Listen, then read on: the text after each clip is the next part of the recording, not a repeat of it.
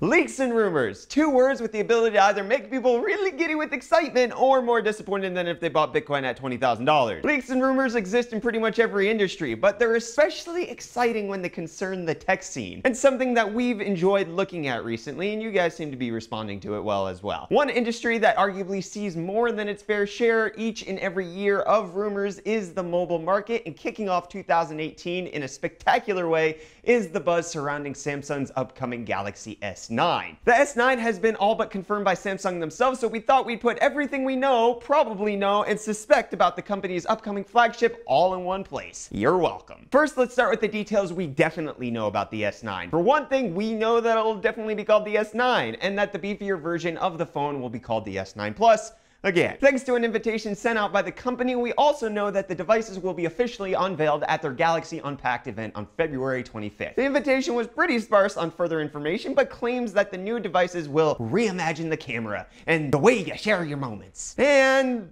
that's it. The invitation is about the only official word that we have from Samsung about the devices. Luckily, leaks and rumors have us covered everywhere else. On the processor front, both the S9 and S9 Plus will reportedly be powered by either the octa-core Snapdragon 845 or Samsung's own Exynos 9810 SoC, depending on the region. Both are surprisingly snappy chips and a fair bit more power efficient than those that came before them. The S9 is expected to feature 4GB of RAM and 64GB of storage space, while the Plus will likely ship with 6GB of RAM and 128GB of storage. Display sizes are expected to be nothing too special. While both might launch with the Quad HD SMOLED screens, the S9 could rock a 5.8-inch screen, while the Plus will likely sport a 6.2-inch. Even though those specs aren't much to write home about, they're a pretty decent upgrade from the S8 and S8 Plus. Far more interesting than those, however, are a few features that should have Samsung fans salivating. A major selling point of smartphones has always been their cameras, and in my opinion, while Samsung has generally done a pretty good job of improving their cameras in the Galaxy lineup every year,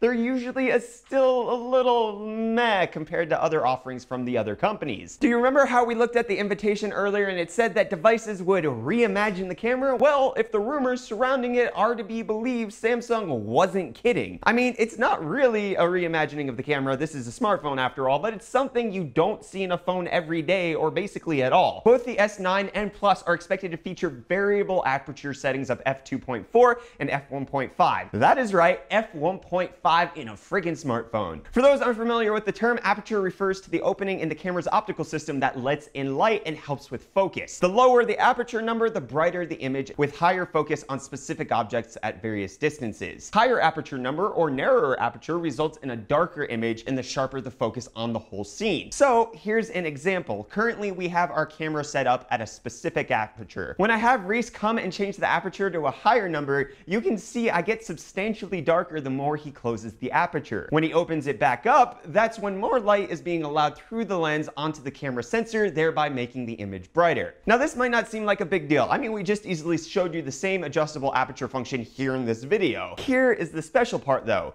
Typically, smartphone cameras only have one aperture, meaning that they shoot wide open all the time. If we set our camera to its wide open aperture, you can see it gets super bright with you losing details in some parts because it's just a pure white light. When you have a fixed aperture, you have to adjust other parts of the camera settings to get it back down to something normal. Having an adjustable aperture on the smartphone will give more customization and usability to what usually is most people's only source of taking photos and videos. The dual aperture might be a bit technical, but its impressiveness will likely come in the flexibility and options that it gives to mobile photo and video takers. Other smartphone cameras have achieved this with the dual lens solution, which gives you different aperture, but also shifts the photo and makes it have a different perspective because you're literally on a different sensor. And that's not a bad solution, but it's interesting to see Samsung take a different angle to the typical difficulties that come with a camera that is just absolutely super tiny. The S9 will apparently ship with a single 12 megapixel rear camera, while the Plus is set to feature the dual camera setup that we just mentioned. Both should include an 8 megapixel front camera. There are various advantages to a dual lens setup on the S Plus, highlights of which include DSLR style depth of field capabilities, dual optical image stabilization, and improved optical zoom. It's disheartening that Samsung decided not to equip the regular S9 with the same dual lens setup and will almost certainly drive photo lovers to the Plus. But even if you won't be able to afford the big-bodied brother, I'm thinking that the new variable aperture setup on the S9 regular will be a great thing for everyone. I'm the most excited for this aspect. With the S9, Samsung is addressing another big issue almost everyone had with the S8. On the S8, the gimmicky but still cool and sometimes even useful fingerprint sensor was positioned right next to the phone's camera. This is a major annoyance to anyone who appreciates a clean camera lens. I mean, I'm constantly wiping off the lens on my S7 even though there is no fingerprint sensor. Luckily, it sounds like Samsung has decided to listen to its fans and has decided to reposition the sensor in the S9 to below the camera. It's a minor change that will make a massive difference to some people, or with fat fingers like myself, it's not going to make any difference. I'm still going to smudge the entire thing. Unsurprisingly, on the design end of things, it doesn't sound like Samsung has made any earth-shattering changes. After all, they did a pretty large, kind of fantastic redesign with their Galaxy range on the S8. So if it ain't broke, don't fix it, eh, Samsung? From what we're able to gather, the biggest design change coming to the S9 in terms of aesthetics anyways, other than the placement of the fingerprint sensor, is an ever so slight reduction of the phone's chin bezel size. While it's disappointing that Galaxy owners still have to deal with the bezel at all, it's a step in the right direction. While Samsung hasn't officially confirmed any of these design changes themselves, cover maker Dbrand has basically done it for them. The company's website currently features a page where you can pre-order and customize skins and wraps for the upcoming phones, and it has both of them on full display. Another area where the S9 and S9 Plus will be fairly similar to the S8 and S8 Plus will be likely the battery side. The non-Plus variant will reportedly ship with a 3000 milliamp hour battery, while the S9 Plus is expected to be powered by a 3500 milliamp hour battery. But even though the 8 and 9 series handsets could share the exact same battery capacities, it's hard to imagine that they won't at least last a little longer in the 9 series. The suspected hardware included in the upcoming phone should prove to be a fair bit more power efficient and optimized than those in the 8 series, leading to a boost in battery life. And while it would be great to see the phones actually ship with larger batteries than what's suggested in the rumors, 3000 to 3500 milliamp hours is still plenty. Not really. I really want my phone to last for 4 days. Speaking of plenty, there are a fair few other rumored and leaked details about Samsung's new generation of phones currently doing the round. The most important of these by far is that both phones will still feature the 3.5mm audio jacks. I know, right? So retro. According to a supposedly leaked image of the Galaxy S9's retail packaging, the phones will come with some other pretty interesting audio solutions, including stereo speakers, most likely with one placed at the bottom of the phone, as per usual, and the earpiece acting as a second speaker, and earphones tuned by audio company AKG, which is the maker of the lavalier mic I'm using right now.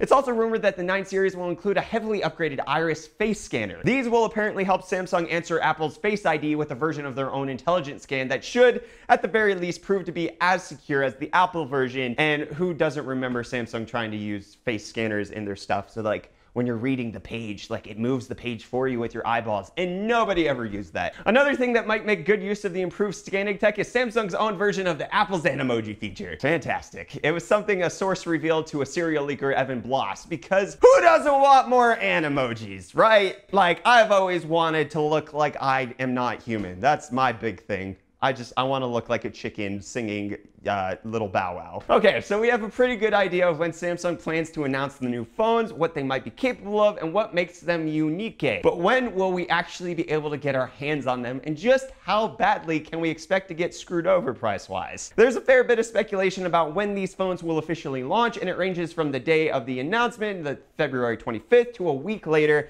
and some are suggesting at least a month after being announced. All of those sound fairly plausible, but we're betting it'll be around the middle of March, just looking at previous releases by Samsung. And then on to what will likely make or break many people's decisions to pick up either of the new handsets. Pricing. Rumors around pricing for these things are kind of all over the place right now, but generally we may be looking at a premium of more than $100 over the S8 and S8 Plus. Many are suggesting price points for the device at $840 for the S9, and this S9 Plus could well break the $900 barrier. Samsung is clearly trying their best to match Apple's tremendous iPhone X, iPhone 10, iPhone solve for the variable. I don't freaking care. They're trying to match it wherever possible, and the 9 series devices do seem to bring enough to the table to come close to doing that. The phones are also expected to cost around $100 less than the iPhone Algebra, making it at least a semi-attractive offer to even even the most diehard Apple fanatic. But do the new Samsung flagships really offer enough of an upgrade over previous gen offerings to justify its supposed pricing? Well, no. Unless it can make me coffee, stroke my back, and lick my graphics cards for me,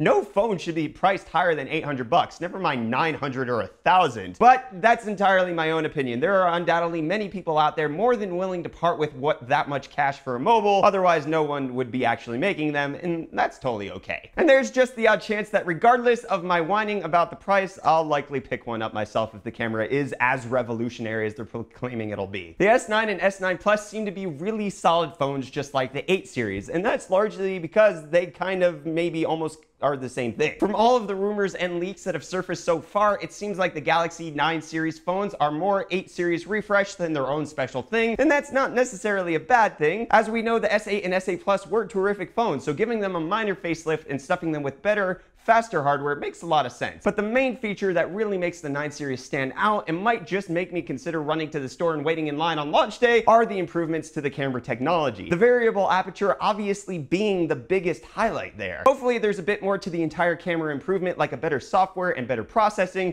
because those have been lackluster on Samsung phones. If Samsung can revamp the camera with more than just a mechanical ring to adjust the lighting, then I know at least a few people in this office who would be cashing in on our upgrade. But what do you think of the S9 though? Are you excited for it? Are you just over yearly phone upgrades that don't really bring major advancements? It's kind of pretty easy to get jaded with this stuff, so I can completely understand that perspective. But let me know your thoughts either down in the comments or over on Twitter. I'm at UFDisciple. If you're looking to buy a new phone or some accessories like a screen protector or case, you can use our Amazon affiliate code down in the description as a way of supporting the channel. Alternatively, if you'd rather support us directly, we also have a Patreon where you can get exclusive posts and other perks. Link for that will also be in the description. Anyways, I am Brett with the UFD Tech channel. Thank you so much for watching, and I'll see you all in the next video. Cheers.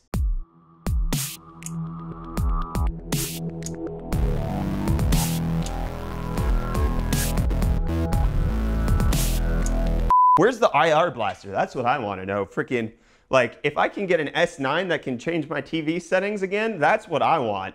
Why did you get rid of that, Samsung? Why? I'm upset with you. I mean, thank you for keeping the 3.5mm in a day and age where it's going away, but friggin' IR blasters aren't dead. Come on, fam. That's weird.